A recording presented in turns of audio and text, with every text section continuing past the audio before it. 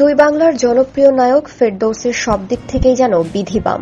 এবার টলিউডের Mir Zafar chapter 2 cinema থেকে বাদ পড়লেন ঢাকার প্রাক্তন এমপি ফেরদৌস। খবরটি ভারতীয় গণমাধ্যমকে নিশ্চিত করেছেন কলকাতার প্রযোজক রানা সরকার। কারণ হিসেবে বলেন, ফেরদৌস বাংলাদেশের বৈষম্য বিরোধী ছাত্র আন্দোলনের পক্ষে ছিলেন না, তাই তাকে সিনেমা থেকে বাদ দেয়া হল।